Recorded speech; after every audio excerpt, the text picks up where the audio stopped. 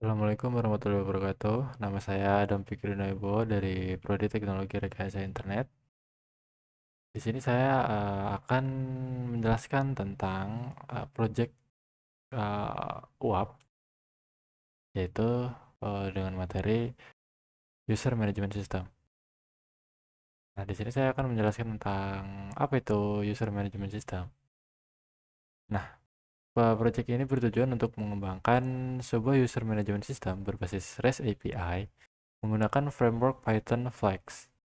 Nah, sistem ini akan mengelola pengguna dengan berbagai peran yang menyediakan fitur CRUD, yaitu create, read, update, dan delete yang diperlukan. Sistem ini akan mendukung setidaknya dua jenis peran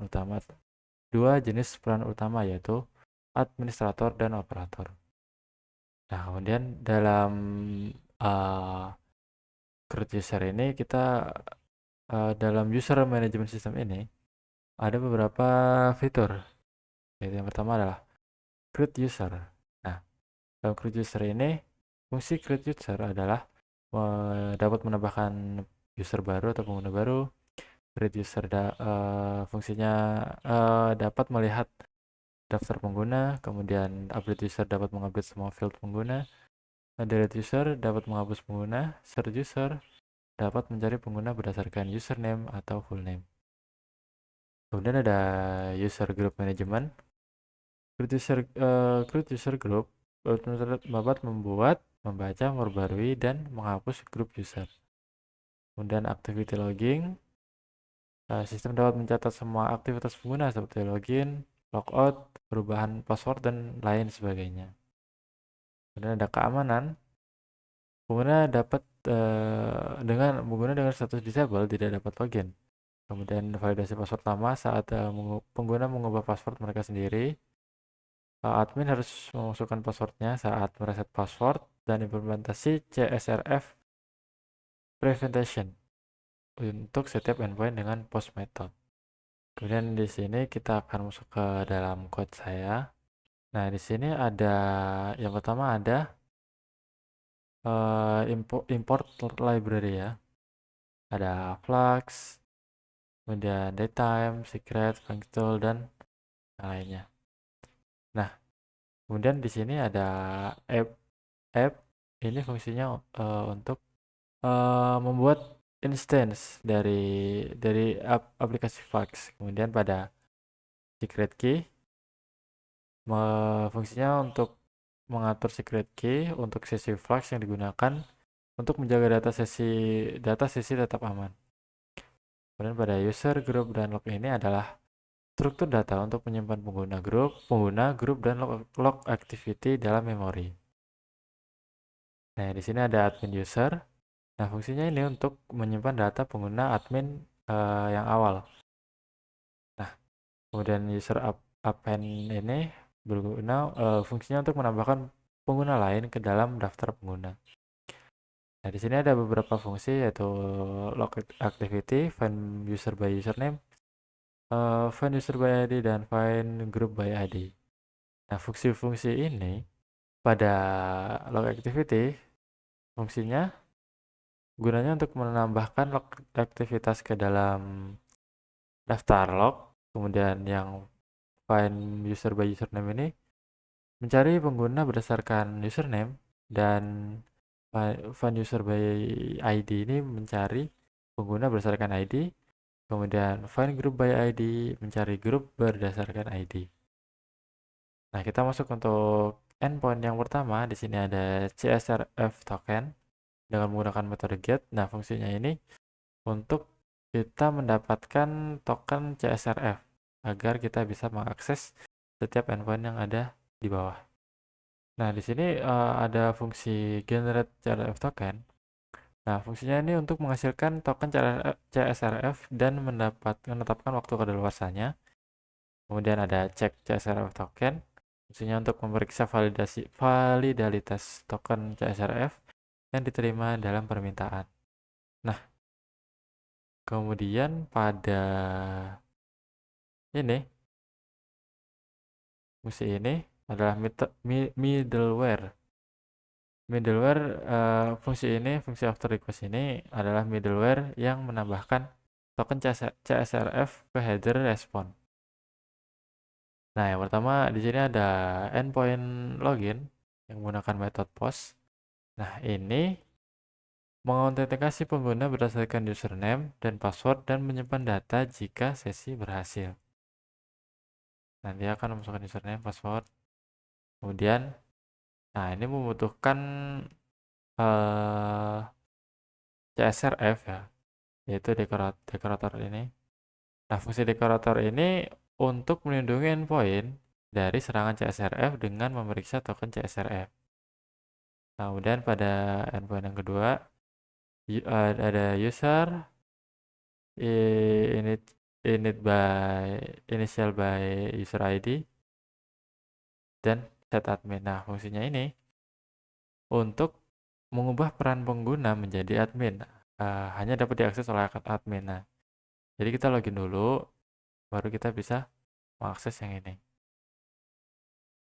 Kemudian pada endpoint user register, kita di sini bisa mendaftarkan user baru dan ini hanya bisa diakses oleh admin.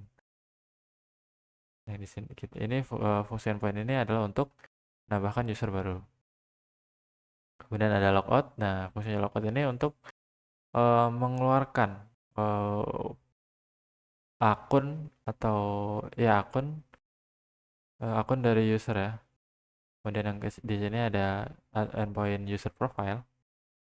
Fungsi dari user profile ini adalah mengambil profil pengguna yang sedang login. Nah, kita bisa mengambil profil yang bisa melihat profil pengguna yang sedang login itu yang mana. Kemudian di sini ada users initial by user ID. Nah, di sini endpoint ini berfungsi untuk mengubah data pengguna. Nah, endpoint ini adalah fungsinya untuk mengubah data pengguna dan berdasarkan user ID-nya. Nah, kemudian ada user update profile. Nah, user update profile ini fungsinya untuk mengupdate profile ya atau mengedit. Nah, jadi dari misalnya dari user lama itu ada nama atau password yang salah. Nah, kita bisa mengupdate dari endpoint ini.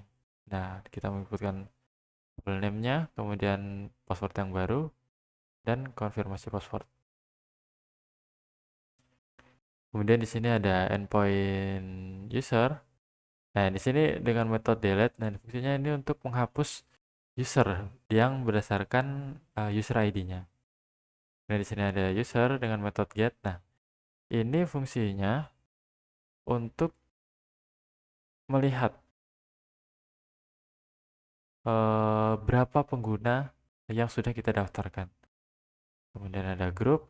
Nah, grup ini fungsinya untuk endpoint group ini fungsinya untuk kita membuat. Nah, di sini ada fungsi create group. Nah, di sini untuk membuat grup baru. Nah, kemudian grup dengan metode get. Nah, di sini kita bisa melihat uh, berapa daftar berapa banyak grup yang sudah kita buat. Kita dapat mengeceknya. Kemudian di sini ada grup initial by ID dan metodenya get. Nah, di sini kita mengambil detail grup berdasarkan ID-nya.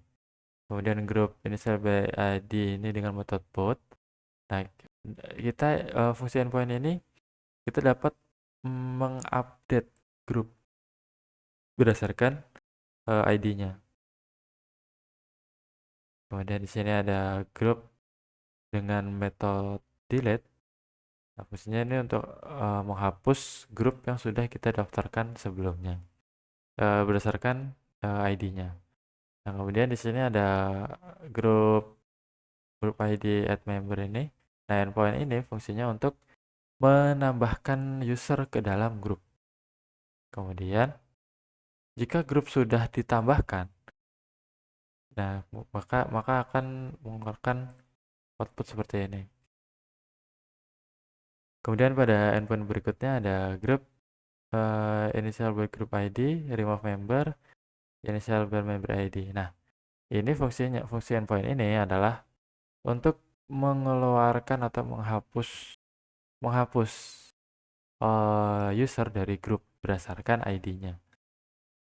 Kemudian di sini ada log. Nah, fungsi log ini adalah untuk kita melihat activity logging ya. Activity logging dari user yang sedang online. Nah, kemudian ada user update password ini fungsinya untuk mengupdate password. Nah, kita memasukkan password yang lama, kemudian password yang baru, dan konfirmasi. Nah, kemudian ada user initial ID, kemudian reset password. Nah, fungsinya ini adalah untuk mereset password. Reset password ini mengembalikan password, mengambil password admin dari input JSON. Oke, kemudian saya akan mencoba merunningnya di Postman. Di sini saya sudah menyiapkan beberapa ini ya, inputan atau runningan di Postman-nya. Nah, yang pertama kita adalah mengakses endpoint CSRF token. Nah, fungsinya untuk mendapatkan token ini, dan kita akan memasukkannya di sini dengan menambahkan secara manual ya. Kemudian yang berikutnya kita login. Nah, untuk body row-nya sendiri kita menggunakan dengan format seperti ini ya, JSON password ada. Nah, kemudian kita menambahkan user baru, meregistrasi user baru. Nah, ini seperti ini, role-nya masih operator.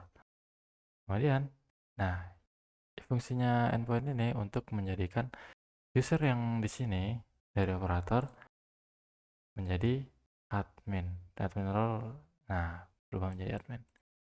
Kemudian yang berikutnya user profile. Nah, ini fungsinya untuk melihat profil mana yang sedang aktif. Nah, berikutnya di sini ada endpoint users. Nah, dengan metode get, ini fungsinya untuk melihat berapa user yang sudah kita daftarkan sebelumnya. Kemudian, nah, grup. Nah, ini membuat grup ya. Endpoint ini fungsinya untuk membuat grup. Kemudian, nah yang pada endpoint get kita fungsinya untuk melihat ada apa aja sih yang sudah kita buat sebelumnya. Nah, fungsi endpoint berikutnya ini untuk kita melihat daftar grup berdasarkan ID-nya. Nah, kemudian pada yang post ini kita menambahkan member ya atau user ke dalam grup. Menambahkannya melalui ID. Kemudian get log get ini. Nah, ini fungsinya untuk melihat log activity kita. Nah, bagaimana jika kita ingin menghapus user atau grup? Nah, kita akan mengaksesnya di sini. Di sini kita dapat menghapus user ya, berdasarkan kita dapat menghapus user. Nah, tetapi kita tidak bisa menghapus user yang sesama admin.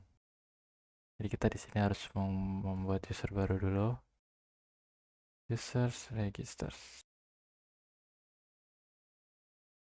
dengan body row.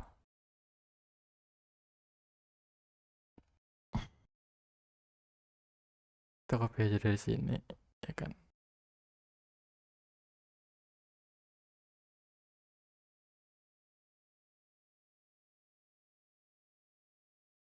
Nah, kita ganti menjadi seperti ini.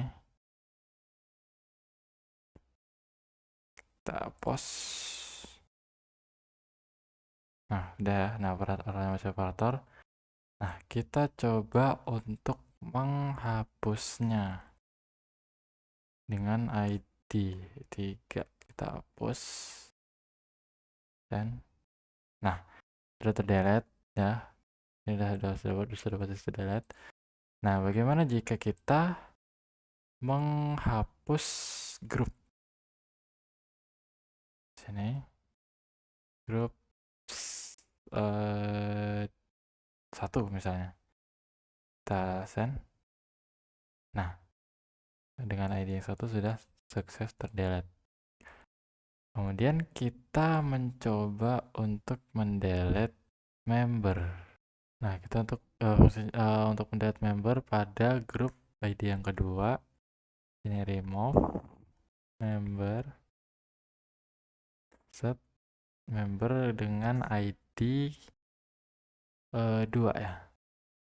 Apakah bisa? Mari kita coba. Nah, sudah terhapus member yang sudah kita tambahkan sebelumnya. Oke, mungkin sekian penjelasan dari saya. Jika ada kekurangan dan kesalahan kata, saya mohon maaf. Kepada Allah saya mohon ampun. Saya akhiri. Wassalamualaikum warahmatullahi wabarakatuh.